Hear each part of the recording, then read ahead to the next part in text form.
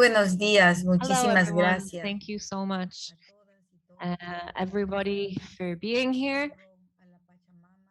Also, thank you to Pachamama, Mother Earth, for giving us the coca leaf, for bringing us all here today, and for keeping us together and united and strong. Uh, Sorry, I thought that we have to. I thought that we had to speak in English, and it took me a long time to translate this because English is not my native language. But so now we've agreed with the organizers that I am going to speak in Spanish, and you will see the presentation in English. And I apologize for this, but it really, I spent a lot of time translating this. Okay, so what I have to share with you today are these 5 topics that I am going to speak about the origin of Andean and Amazonian culture, how coca, its relationship with this genesis of Andean and Amazonian culture. I'm also going to speak about how the coca leaf has been used for purposes of health, people in Latin America.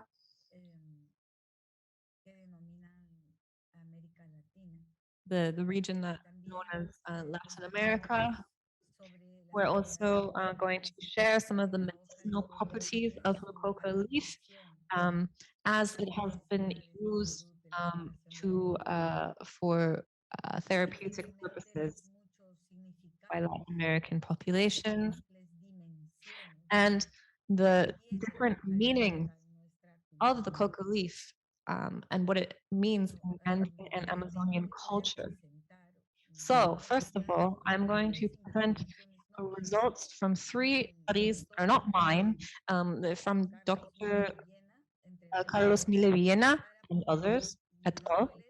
And in order to be able to guide us towards a better understanding of how the coca leaf has really played a pivotal role in the origin of Andean and Amazonian culture. So in order to understand the different meanings of the coca leaf in Andean and Amazonian cultures, we need to understand where it came from. And to understand its meanings, how it evolved in the cultures of the Andean and Amazonian regions, it's also very important to understand, along with how the culture originated in this area of the world, to also understand and to know at what point, in what year was coca leaf first used. So we don't know exactly the precise point when coca leaf was first used for many cultures.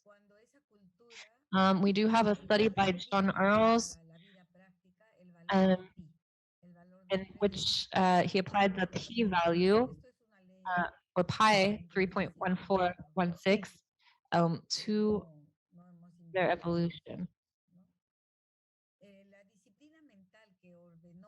So the mentality or the mindset that really governed Andean thoughts and society was astronomy.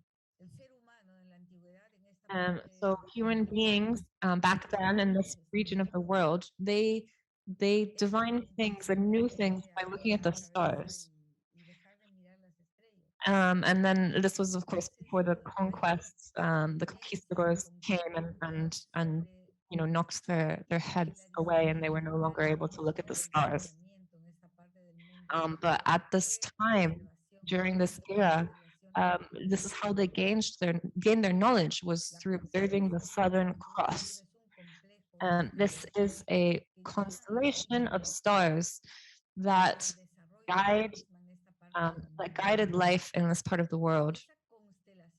And this constellation, which we're going to see in a moment, has 4 very important parts.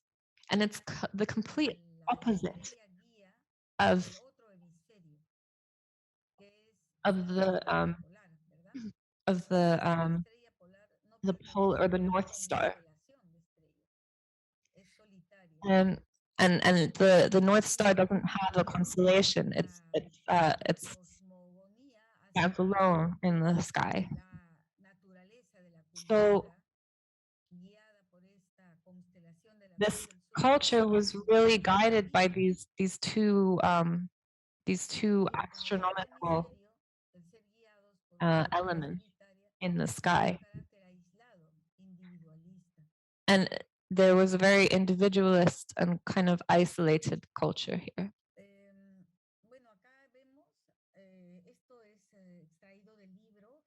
So this is an image and by Carlos Miagena. And here we can see the South Cross. You can see the crux. And here the Southern Cross, it signifies it's the guide for being able to understand natural phenomena for people who lived in this region of the world. And this constellation has 4 different stars, as I mentioned before. These 4 stars are ordered in which the shorter part, the arms, so to speak, are closer together than the longitudinal axis. So the hypotenuse here was actually used a lot for divination.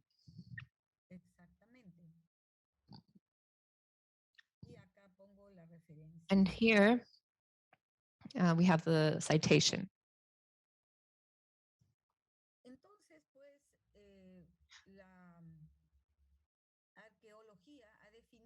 So archaeologists have determined that the square cross is really a core element of the peoples who lived in this region of the world since 7,000 years ago. And its shape reflects the proportions that we see in the Southern Cross constellation. It gets its shape here from superimposing symmetrically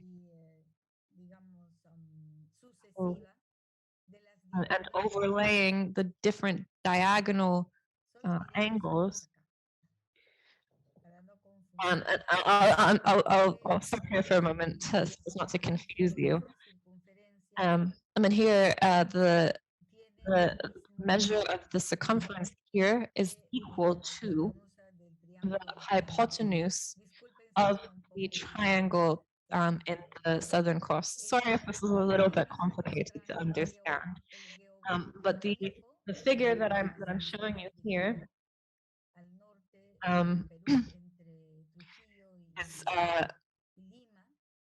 was found in Peru, in Chao, and this is the fossil beach that was discovered by Carlos Mia. And here he says that it very clearly shows the projection of the Southern Cross constellation.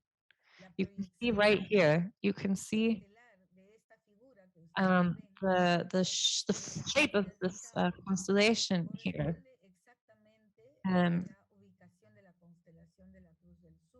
And they line up exactly with the portions of the Southern Cross. So this serves as proof that in the Andean Amazonian world, for over 5,000 years, they had a massive civilization that was really constructed based on this geometric system. And the variation factor here had the value of pi, which pi, as it was named by the Greeks, which, as you may know, is infinite.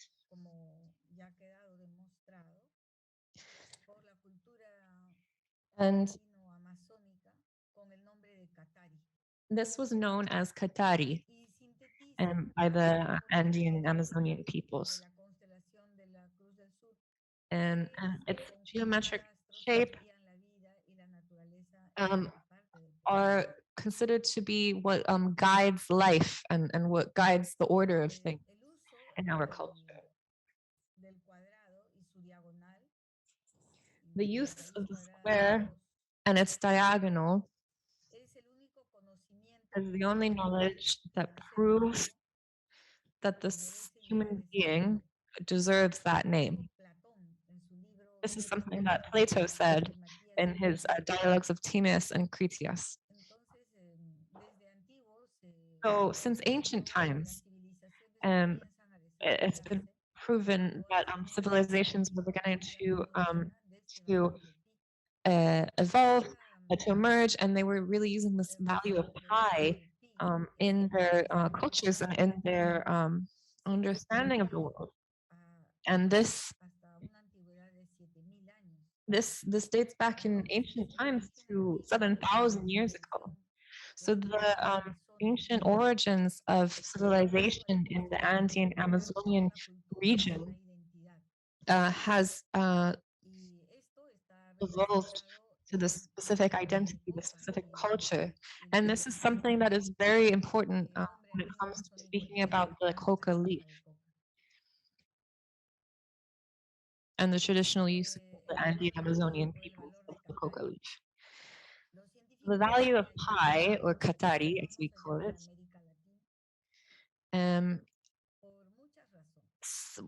Abiyayala, which is our word for the region. I'm not going to call it Latin America anymore. And the reason for that is that it's when we use the term Latin America, it's like saying that these areas didn't exist before colonization, before the conquest. And that's not true. So Abiyayala scientists, or so-called Latin American scientists, had to develop astronomical technologies for the observation of astronomical phenomena, for their use and management, in order to optimize agricultural production and to digest coca. And the observation of the stars led our ancestors to understand the astronomical observations of our ancestors helped them to understand the quote unquote great computer, or the great computer that was only shown to us through what was ordered. And so what is this great computer? The great computer can be understood as what was ordered. It can also be understood as the chakan. And this is the Quechua name for the Southern Cross, for the Cruz del Sur, the Southern Cross constellation. This concept within the origins of Andean Amazonian cultures means that we are extremely sensitive and also knowledgeable of astronomical phenomena and how they guide our ways of life in this part of the world. Here we have some of the mirrors to be able to see the stars. These are just some of the many countless archaeological artifacts that we have found that were used to stars. And obviously they didn't have the advanced technology that we have today, but this is what they used to be able to read the stars, to interpret them, and from there be able to design their lives and make decisions. Sorry, just one moment.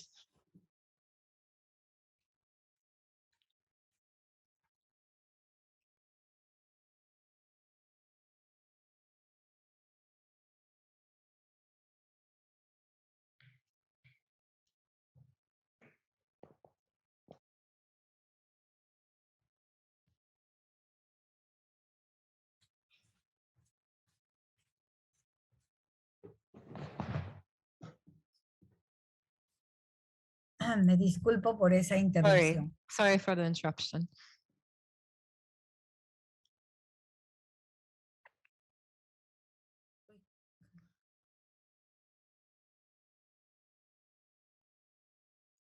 Sí, Selene, tenemos Yes. un poco las presentaciones, porque Sacha también ha traído otro PowerPoint y tendríamos que terminar.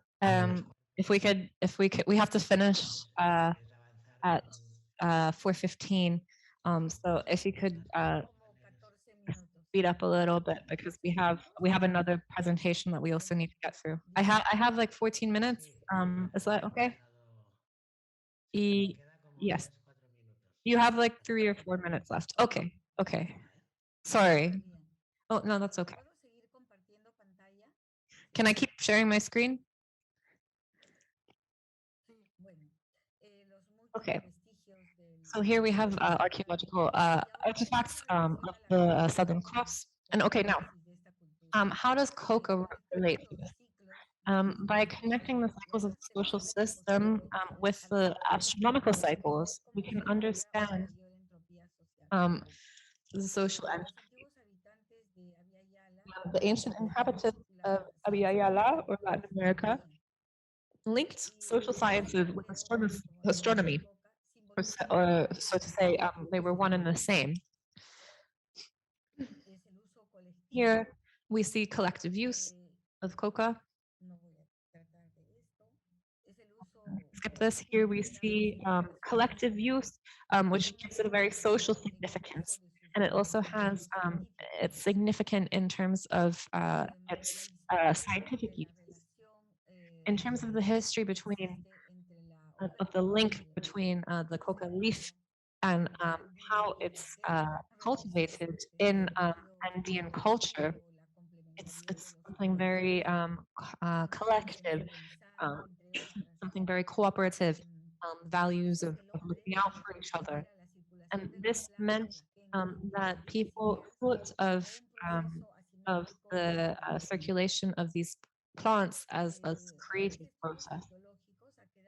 Through archaeological studies, we have seen very clearly, by studying mummified human remains, for example, how we have been able to glean how coca was used with all of its different properties, not just pharmacologically, but also other social aspects, socio-cultural aspects. Up until today, people in these parts of the world continue to use the coca leaf with the same significance and the same meaning that our ancestors gave it. One example that I'm going to use is, for example, the adaptive mechanisms of the plant to the physiological needs of peoples living in the Andean and Amazonian regions. Controlling, for example, stomach upsets is one of the top uses, benefits of the coca leaf. Stomach pain, it's seen as an adaptive use, a comprehensive remedy that can help restore digestive systems for people living in such high altitudes. So it's here we see an adaptive mechanism, the use of the coca leaf. And this is something that we see in other substances as well, traditional plants that are used to improve digestion. So very, very quickly, talking about the phytogenetics of the coca leaf. Here, I just wanted to show that how since some 5,000 years ago, here we see how it extended from Central America to the Patagonian region, and how the different lineages of the coca leaf can be individually studied and determined. Here we see one of the most predominant species, which is most used medicinally. This produces E. coca. Here are the alkaloids. The Dr. Roxana, who spoke before me, spoke a lot about the alkaloids. So here she spoke a lot about this, so just wanted to take a moment to explain the very important alkaloid atropine. It's an anesthetic and muscarinic antagonist, anesthetic adjuvant, anti-arrhythmia drug. It's a bronchodilator. It's a metabolite of the plant. And it can be used as an antidote for serine poisoning and other uses. Another alkaloid that she mentioned already is the ignomine. Here, pyridine, quinoline as well, cocamine, which also has analgesic properties and anesthetic properties.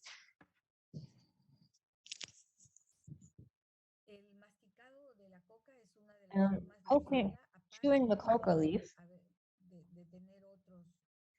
in addition to other properties, the ones that stand out, just speaking about COVID, is that it might be able to help against sustained hypoxia in a high altitude environment. And since it is used for this, this indicates that it could be quite important in treating different symptoms of COVID or after effects. So here with the COVID pandemic, since it's a systemic invasion of a new virus that we are not familiar with, we've been able to introduce treatments with the coca leaf, especially in one study, which I am one of the researchers on, in which we saw an 80% improvement in patients with COVID. Here, I've already spoken a bit about the mechanisms behind alkaloids and cocaine.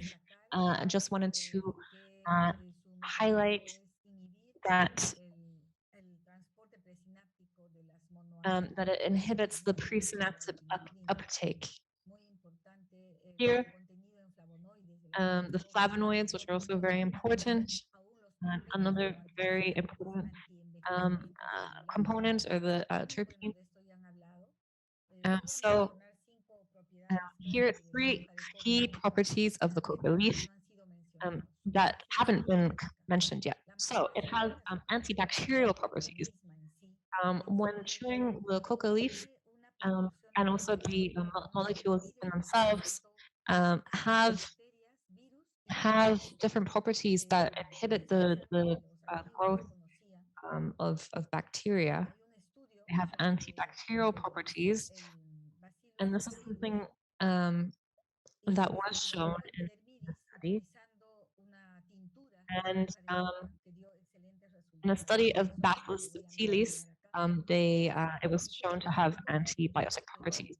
It's also an antiseptic, and this was used often for these purposes in antiquity.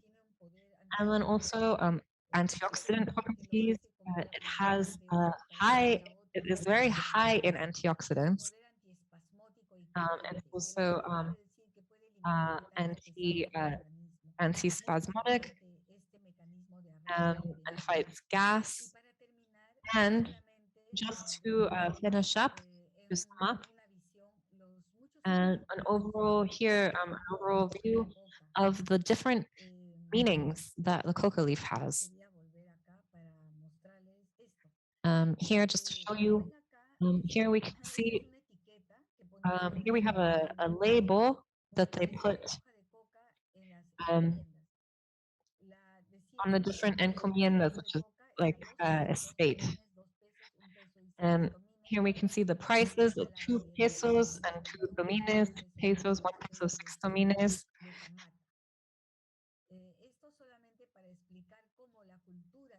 So this is just to explain to you a bit about how Latin American culture, and how significant the coca leaf has always been. It's still used today as a medicine, and it's been used for thousands of years. And unfortunately, we don't have the, we have to always, you know, the way that human beings have always learned is by trying things out, taking what didn't work, improving on it, and continuing to try again. So this is something that has thousands of years of legacy of usage and this kind of experimentation. And it's, here we can see how there's different pharmacological properties that can help us optimize the use of coca. But it also has a social significance in our cultures. It helps us to make decisions when we meet together. It'll be because it's something important that we're going to decide, or a couple who is trying to decide whether they want to have another child, or a family who's trying to decide who to leave inheritance to. It's very, very important for in the daily life of the peoples in the Andean and Amazonian region. It helps us with our intelligence. It gives us more understanding, and it's something that we have in our hearts, and it helps open our hearts to other human beings. And this is something that's even more important today when we're living in the middle of a global pandemic and in situations of great conflict. It's also a superfood, as they say in English, and it's the good properties, superfood properties are undeniable. It's also incredibly important to industry. But unfortunately, due to the criminalization of the use of coca, for example, in Peru, where I am currently, I can't use the coca leaf for the research that I'm carrying out, for the study that I'm doing. And every study that I've mentioned has to be done in secret. And it also is used as a ritual and religious agent. It has a very, very long, strong legacy of being used for religious purposes, spiritual purposes by Andean peoples. And it's also religious. And of course, religion helps unite people. It's a very important factor of a culture. Just reinforces the importance of collectivism in our culture. So that's all for me. Thank you very much to all of you for listening. Thank you to the Coca Leaf as well. Thank you. Thank you, Selene, for this presentation.